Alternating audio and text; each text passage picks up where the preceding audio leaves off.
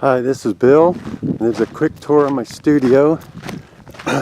Pretty much scrounged the parts together. I didn't really plan on building this initially, but people gave me some certain parts, so I went ahead and built it. I think all these braces and whatnot were given to me.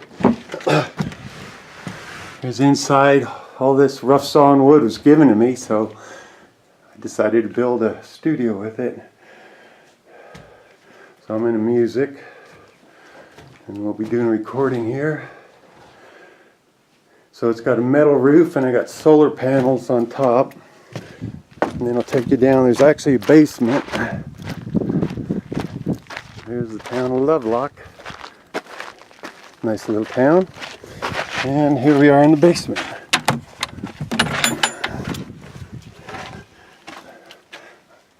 Some light on here. There's my water tank. That's so it doesn't freeze. I hand dug all this basement. Got down into some pretty hard granite right here. But I got about 7 foot under here. Here's my battery bank. There's storage. There's storage. These are actually, this insulation is covers off of spas.